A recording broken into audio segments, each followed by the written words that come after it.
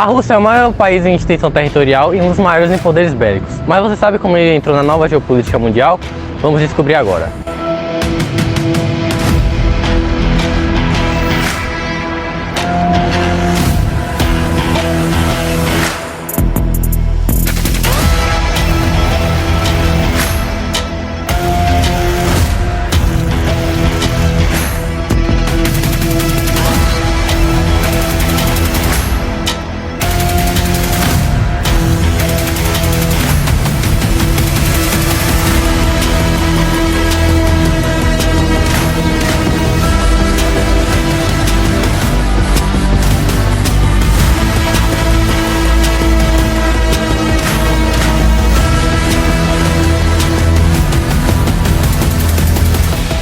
Depois do colapso da União Soviética em 1991, formou-se 15 estados dependentes. Dessa forma, a Rússia perdeu soberania sobre cerca de um terço do território e a metade da população que formava o Império Soviético. A Rússia também enfrentou uma difícil transição de uma economia socialista para um mercado capitalista. Isso trouxe muitas guerras, conflitos, extrema pobreza e, além do mais, ainda teve grandes grupos separatistas e guerras. No entanto, a Rússia no início do século XXI se recuperou economicamente com o alto do preço do petróleo e do gás nos mercados internacionais e se restabeleceu como potência sob o comando do atual presidente Vladimir Putin. Em 2012, a Rússia formalizou a sua entrada na OMS na tentativa de aumentar o intercâmbio comercial e atrair mais investimentos produtivos ao seu país. Segundo dados do Banco Mundial, a Rússia em 2014 tinha o 10º PIB. O país é muito dependente da produção de gás e petróleo. Em 2002, foi criado o Conselho OTAN-Rússia, com a finalidade de manter a confiança e a transparência entre as duas principais forças militares, que tinham armamento suficiente para acabar com a terra. No entanto, desde 2014 foi suspendida a participação da Rússia na OTAN por razão de anexação da República Independente da Crimeia. Na verdade, ela já havia sido suspensa em 2008, quando os russos apoiaram o movimento separatista das repúblicas autônomas da Ossétia do Sul e da Abkhazia. As intervenções externas russas mais decisivas ocorreram em âmbito regional. Foram nas suas amplas fronteiras marítimas e territoriais que ocorreram isso. Bem, os principais conflitos que a Rússia se envolveu após a Guerra Fria foi contra a Geórgia, Moldávia, Crimeia e ex-repúblicas soviéticas. No início de 2014, a Crimeia se tornou o foco de uma das piores crises entre a Rússia e países como os Estados Unidos e Reino Unido, desde a Guerra Fria.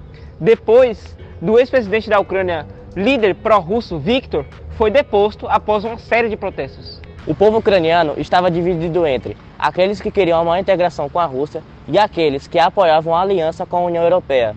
No entanto, Moscou decidiu intervir. A Moldávia foi formada em 1940 pela União Soviética, que uniu os territórios da Bessarábia, retirados da Romênia, com a região da Transnistria, uma pequena faixa da Ucrânia.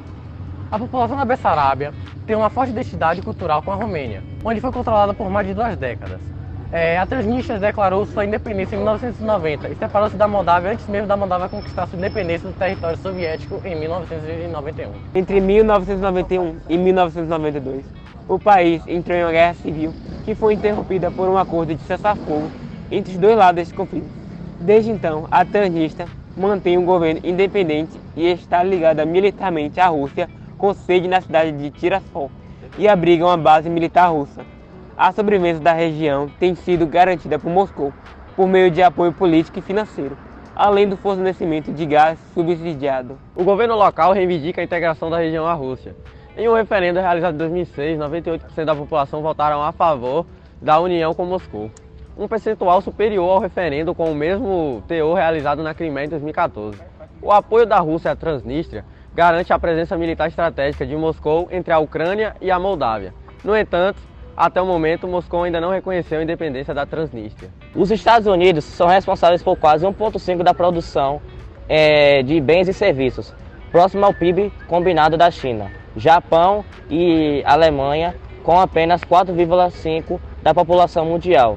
Os Estados Unidos consomem 17,8% da energia primária e lideram as importações de mercadorias, 13,12%, e serviços, 14,3%.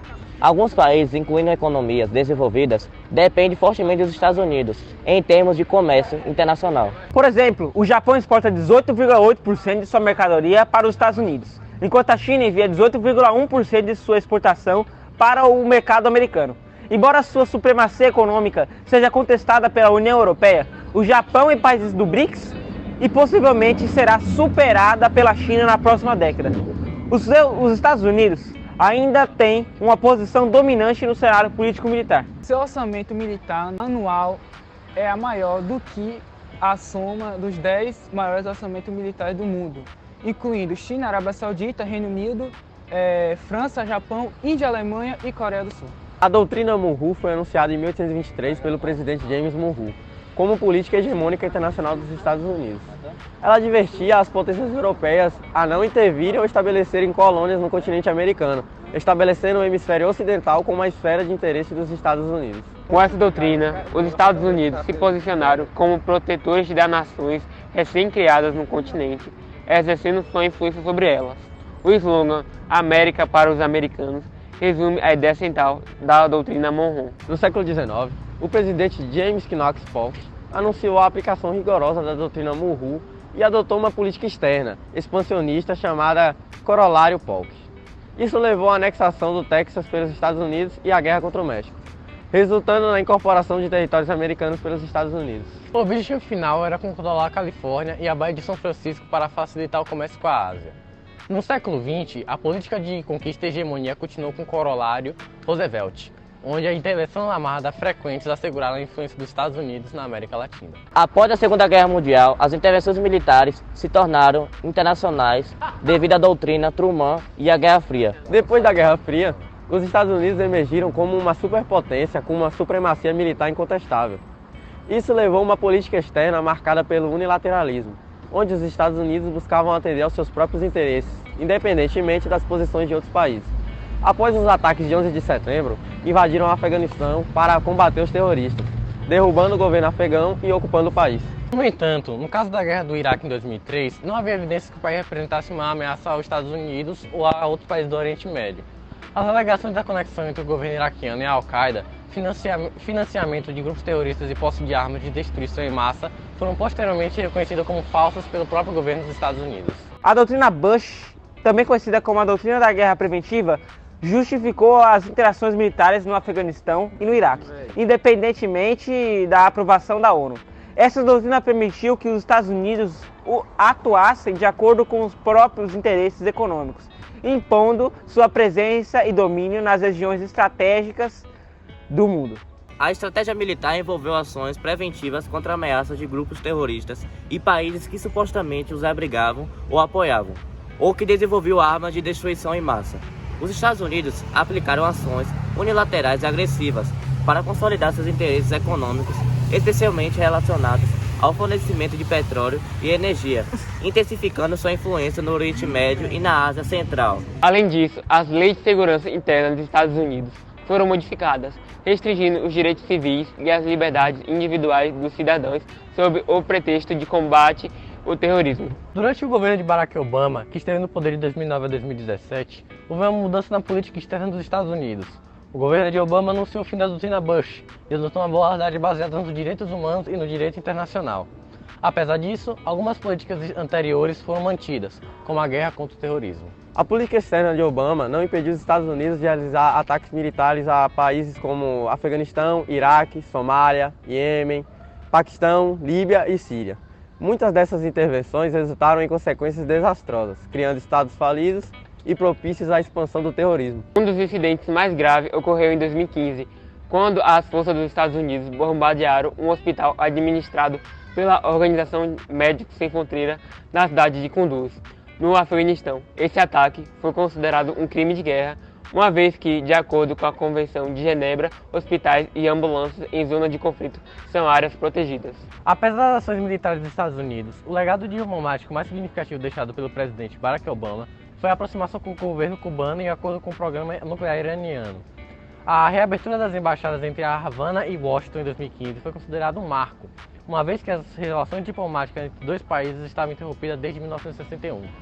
Cuba busca o fim do embargo econômico imposto pelos Estados Unidos desde 1962 e a retirada da base naval do Guantánamo, ocupada pelos Estados Unidos desde 1898. A política externa dos Estados Unidos teve que se adaptar à nova realidade geopolítica, como potência como Rússia, China e União Europeia, defendendo seus próprios interesses no cenário mundial. Os Estados Unidos passaram a buscar maior multilateralismo em suas ações. Em termos militares, o governo definiu a Ásia como prioridade devido ao crescimento da China e as tensões no mar da China meridional, importantes para os seus interesses comerciais. A reativação da Quarta Frota da Marinha em 2008 foi associada a governos anti-estadunidenses na América do Sul, ao aumento do narcotráfico e às descobertas de jazidas de pré-sal no Brasil. Os Estados Unidos mantêm seu poder combinando soluções diplomáticas, ações militares e pressões econômicas, por meio de sanções e embargos. A hegemonia do país continuará, embora não seja absoluta, e dependerá do apoio de outras potências. A hora que eles começam a falar isso. Aquele make-off insano com a rapaziada.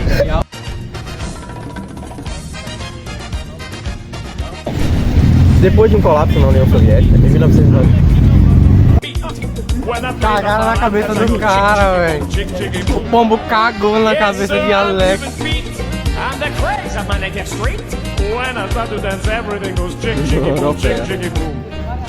The senoritas they sing and how they swing with that altero.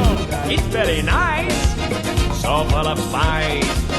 And when they're dancing they bring a happy ring that arquero. Singing a song all the day Em 2012, Lá, pode comer. em 2012 comestível. a Rússia formalizou a sua entrada e Olha, atraiu mais de aonde nós chegamos. chegamos. Olha lá, já colocamos comida aqui pro Alex. Ele chamou os amigos dele, ó. Todo mundo comendo, direitinho, bonitinho. Olha lá, já pegou. I know that you would like a chicky boom chick.